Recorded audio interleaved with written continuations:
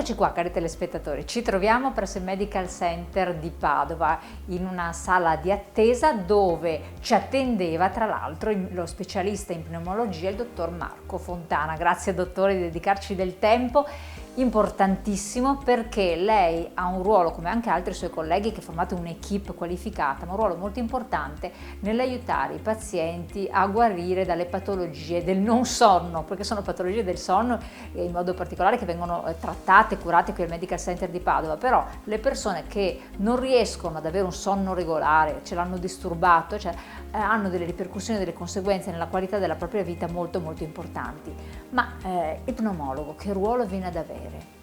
Il pneumologo si occupa dei disturbi respiratori nel sonno in questo ambito multispecialistico, in particolare l'apnea ostruttiva del sonno, che sono una patologia molto diffusa perché colpiscono il 13-14% del sesso maschile in Italia e il 6-7% delle donne, quindi mediamente il 10% della popolazione italiana, quindi il 6 milioni su 60 milioni, è affetto da apnea ostruttiva del sonno. È un disturbo importante che causa dei sintomi come ad esempio il russamento, la risvegli con sensazione di soffocare, disturbi della concentrazione, dell'umore, sonnolenza importante durante il giorno, difficoltà a concentrarsi durante il lavoro, tendenza a assopirsi non solo dopo i pranzi. Ma è una patologia, diciamo, che delle volte è subdola, quindi ci mette poi degli anni, anche 20 anni prima di essere scoperta. A volte è proprio il partner di letto, quindi spesso la moglie, che insiste, che prende paura e che porta il marito appunto dallo pneumologo. E quindi è una diagnosi che delle volte è un po' difficile da fare oppure tardiva. Ecco, lei ha detto che la maggior parte sono uomini, come mai? È proprio l'apparato respiratorio funzionale, qualcosa di fisiologico?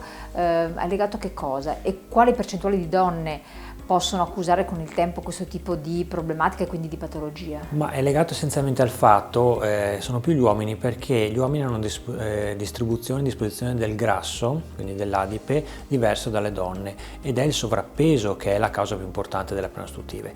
Gli uomini accumulano grasso attorno al collo sostanzialmente, quindi nella muscolatura del collo, e questo grasso tende poi a comprimere la muscolatura aliveare e quindi farle collabire, farle chiudere e terminare l'ostruzione, quindi l'apnea. Le donne invece hanno una distribuzione diversa del grasso più ginoide, quindi sui fianchi, sui seni, quindi sono un po' più protette, però comunque vedo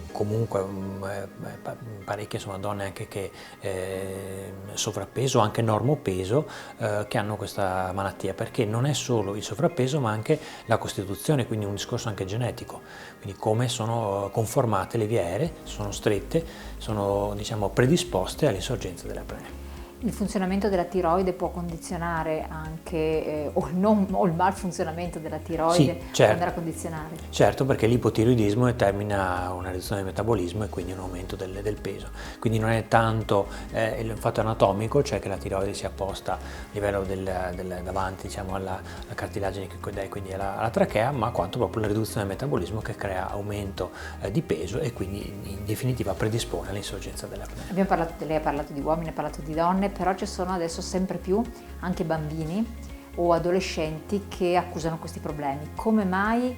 Perché si cercano di curare prima, quindi è emersa questa fascia di età che un tempo sembrava non ci fosse, oppure è una patologia che adesso colpisce anche un target più giovane? Ma no, il motivo fondamentale è questo: da un po' di anni riusciamo a diagnosticare prima, abbiamo a disposizione degli strumenti anche diagnostici più evoluti, quindi è più facile e c'è maggior cultura nella popolazione di questa patologia, e quindi anche i genitori che sentono i figli, i ragazzini, i bambini andare in apnea, russare, andare in apnea, ovviamente prendono paura e si rivolgono al pediatra e poi allo pneumologo per una diagnosi.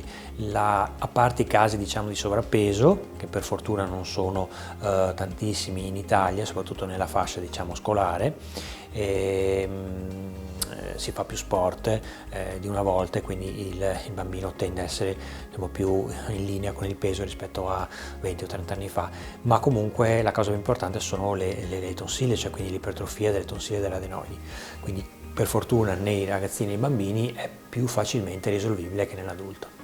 E lei parlava prima di sintomi che poi con il tempo si acuiscono, però possono restare latenti per molti anni. Allora, come si parla spesso di prevenzione, no?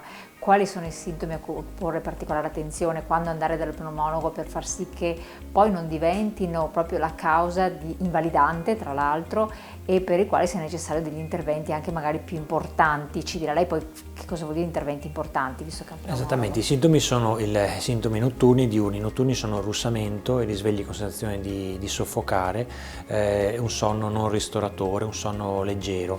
Perché è leggero? Perché è continuamente frammentato dall'apnea. Il cervello deve intervenire per sbloccare e quindi per far ripartire il respiro. Lo fa per fortuna senza che il paziente si risvegli, quindi questa è una fortuna perché permette al paziente di dormire anche se lui poi riferisce una sensazione di sonno non ristoratore, di sonno diciamo leggero, come se non avesse dormito tanto, o come poteva fare 20 o 30 anni prima, diciamo in persone che hanno 60 anni. E poi ci sono i sintomi diurni, come dicevo, che sono la difficoltà a concentrarsi, mal di testa la mattina, sonnolenza durante il giorno, sonnolenza alla guida, rischio di incidenti stradali. Ecco. Quindi noi dobbiamo cercare di agire su questi sintomi. Il più importante secondo me è il russamento, sintomo sentinella, quindi tutte le persone che russano e che tendenzialmente sono sovrappeso devono fare una polisonografia, perché il 50% dei russatori è anche un apnoico. Che tipo di intervento poi viene predisposto per ovviare a questo problema? Quindi voi pneumologi come intervenite? Noi interveniamo essenzialmente mettendo il paziente in CPAP, quindi con una... Il CPAP, non te lo toglie nessuno? Non glielo toglie nessuno, nel senso che ci sono poi pazienti diciamo gravi con un numero di apnee sopra 30 o 40 per ora di sonno. Noi indichiamo sempre un indice che è per ora di sonno, quindi non è assoluto. Quindi se uno ha 30 per ore di sonno vuol dire che ne fa più di 200 in una notte. Questo è molto rischioso perché può causare ictus o infarto, perché di fatto se non arriva ossigeno a sufficienza a questi due organi è chiaro che sono predisposti a avere un evento che è assolutamente grave e che dobbiamo evitare. E quindi noi interveniamo praticamente con una ventilazione che si chiama appunto CPAP, semplice, il più semplice dei ventilatori che possiamo avere a disposizione. Quelli più complessi li abbiamo visti durante il Covid, quindi quelli sono diciamo appannaggio per patologie più gravi e applicati in ospedale. Questi si applicano tranquillamente al letto del paziente a domicilio, quindi a casa, e consistono in sostanza di un ventilatore che spinge aria, la prende dall'esterno, la spinge attraverso un tubo, aria compressa, in una maschera che viene posta a livello del naso, tipo mascherina dell'aerosol. L'aria poi entra nel naso e a livello della gola tiene aperte quindi meccanicamente tiene aperte le vie aeree. Però può disturbare il sonno questo, può dar fastidio oppure... Allora, inizialmente di necessità virtù. Esatto, inizialmente può dare fastidio perché bisogna abituarsi, il che vuol dire che il cervello deve abituarsi in realtà a qualcuno che l'aiuta, che è appunto la macchina, ma questo rapporto tra macchina e cervello è complesso e non tutti la prima notte traggono subito beneficio. Bisogna avere pazienza, insistere, magari andando così su di minutaggio pian pianino, notte dopo notte, ma generalmente in 2 o 3 mesi tutti si abituano. Quindi possiamo tranquillizzare da questo punto di vista. Sì. Abbiamo parlato di persone giovani, bambini, però ormai sono tantissime le persone anche con una certa età, e questo è dovuto anche a agenti atmosferici inquinanti. Parliamo di asma, dottore. L'asma che però può intervenire a disturbare anche il sonno. Esattamente. A questo punto che cosa fare, quali soluzioni ci possono essere e se preso prima per tempo, in giovane età, se ne può in qualche modo ovviare? Esattamente, la relazione tra asma e apnea del sonno, o anche tra bronchite cronica e apnea del sonno, è una relazione nota. Io dico sempre che se non si dorme bene non si respira bene, e quindi quando un paziente è affetto da entrambe le malattie bisogna curarle entrambe, perché se io lascio un asmatico, lo curo dal punto di vista dell'asma con gli inalatori eccetera, ma non gli tolgo le apnee, non starà mai bene né di notte né di giorno e viceversa. Quindi è importante diagnosticarle il prima possibile, sia l'asma, che è più facilmente diagnosticabile in gioventù perché si presenta con allergie che di solito tra i 20 e i 30 anni diciamo insorgono, e poi se il paziente è sovrappeso o se è predisposto diciamo, ad avere le apnee, in successione si diagnosticherà anche l'OSAS e si tratterà anche l'OSAS. L'OSAS tradotto? L'OSAS è sindrome delle apnee ostruttive nel sonno, acronimo sì. Quindi se ne può venire fuori in certamente, qualche modo? Certamente. Con giovamento anche durante il giorno, al di là del sonno? Esattamente. Gli asmatici se sono anche apnoici, hanno bisogno di essere curati, perché se no il fatto di non dormire bene, il fatto di accumulare anidride carbonica, CO2, si riflette anche durante il giorno. È mia esperienza, i pazienti solo apnoici, quindi che non hanno asma, che mi riferiscono un netto beneficio nel respirare durante il giorno. Quindi vuol dire che le apnee determinano non solo un non respirare bene, un non dormire bene, ma anche un non respirare bene durante il giorno. E quindi mettendo la CPAP poi hanno più fiato, più respiro, insomma in termini, quindi doppiamente gli asmatici che di per sé durante il giorno fanno un po' di fatica.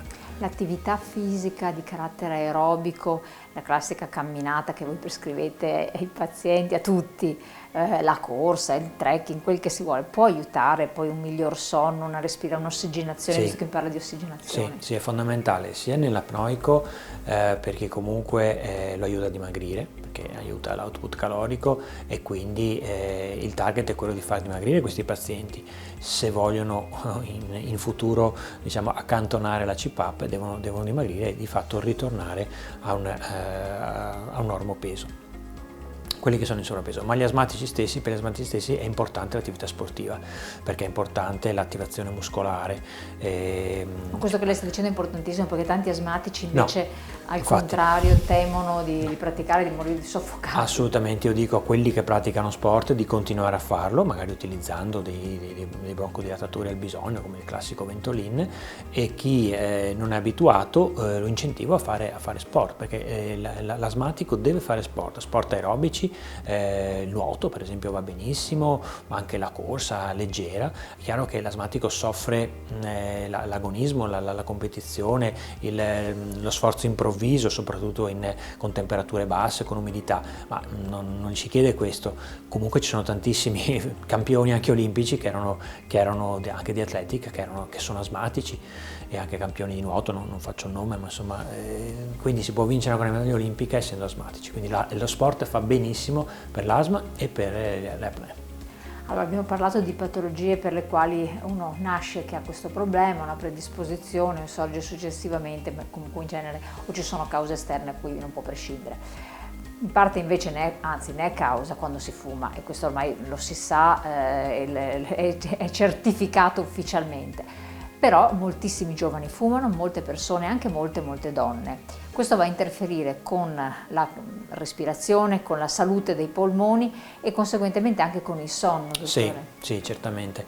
Il fumo è estremamente dannoso, io insisto tanto con i giovani perché smettano di fumare, e anche perché non inizino a fumare le sigarette elettroniche, che perché? Di fatto... Perché le sigarette elettroniche intanto non conosciamo bene gli effetti a lungo termine, e pare comunque che ci siano dei cancerogeni, dei coloranti, edulcoranti eccetera, quindi è sempre comunque un fumo, un vapore, e è sempre dannoso. Inoltre non ti toglie quello stimolo, diciamo, di cui bisogna liberarsi, che è quello appunto anche del movimento, molto psicologico. Il vizio, l'abitudine, il vizio è quello che è quel circolo vizioso che bisogna interrompere. Quindi io insisto sempre anche chi mi dice ma smetto di fumare la sigaretta e però passo a quella elettronica, non è il sistema adeguato.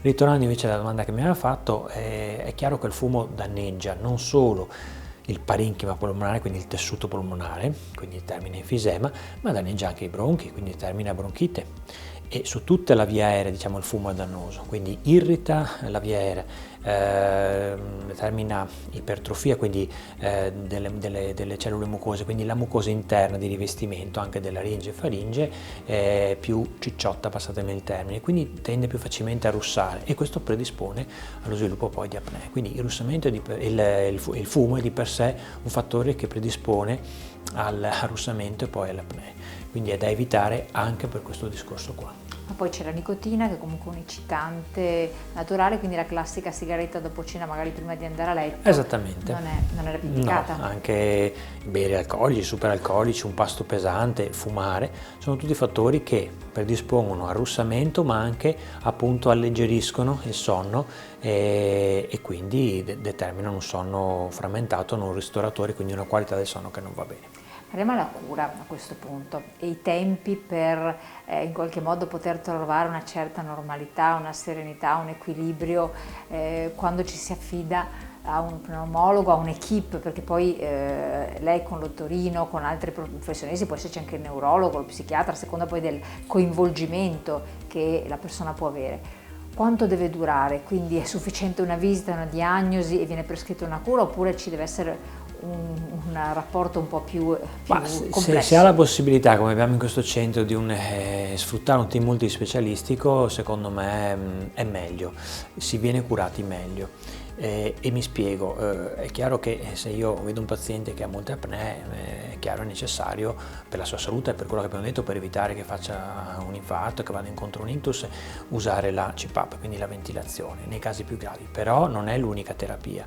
E avere a disposizione un team in cui c'è un dietologo, quindi che ti aiuta a dimagrire e sa anche i tempi giusti, e nel contempo lavora tranquillamente, perché il paziente è messo in sicurezza dallo pneumologo, quindi non rischia più di fare un infarto, un ictus se usa la CPAP, ha tutto il tempo per dimagrire, e come insegnano i dietologi le migliori diete sono quelle che avvengono nei tempi più lunghi, perché si dà il tempo al metabolismo di pian piano di aumentare e quindi di portarsi... Deve lavorare di più il nostro organismo. Esattamente, poi anche con l'attività sportiva, ma comunque quando c'è fretta, questi insegnano, nel dimagrire, la fretta è una pessima consigliera, quindi il calo più è lento e più è strutturato, mantenuto, duraturo. Ma anche avere uno psicologo, perché questa è una patologia, una malattia, l'OSAS, che determina anche problematiche proprio a livello caratteriale, cambiamenti di cui magari non ci si accorge, oppure magari che vengono rilevati dal partner, e questo lo si vive come un evento, diciamo, psicologicamente negativo. Quindi avere uno psicologo che ti aiuta è fondamentale. Il neurologo stesso, l'otorino, che in alcuni casi può provare a fare un intervento chirurgico, non naturalmente nei casi troppo severi, perché lì diciamo non basta, e anche l'odontoiatra, perché adesso esistono sistemi per avanzare la mandibola, quindi di fatto mettere degli apparecchi che assomigliano a quelli che usano i ragazzi, ok, che avanzano, non interessano la dentatura, ma che avanzano la mandibola, quindi si crea dello spazio, anche pochi millimetri possono migliorare o associare magari CPAP e avanzamento mandibolare. Per cui abbiamo sviluppato negli ultimi anni una serie di scelte anche terapeutiche, per cui è fondamentale. Io qui svolgo il ruolo del case manager, cioè quello che gestisce un po' il paziente e poi lo indirizza ad una o più terapie. Perfetto. Dottor Fontana, io la ringrazio tantissimo, Grazie è stato veramente esaustivo in questo inquadramento generale, soprattutto nel trovare possibili soluzioni che esistono, bisogna però affidarsi a un'equipe qualificata. Noi la ringraziamo, la lasciamo ai suoi impegni, noi cari telespettatori invece vi lasciamo alla pubblicità, naturalmente torniamo con le altre nostre interviste, però visitate il sito di Medical Center Padova, consultate naturalmente i vari link, troverete delle risposte molto interessanti, ma la cosa poi più importante è affidarsi a un'equipe completa, qualificata, che può risolvere i nostri problemi. Detto questo, ci rivediamo dopo. Grazie.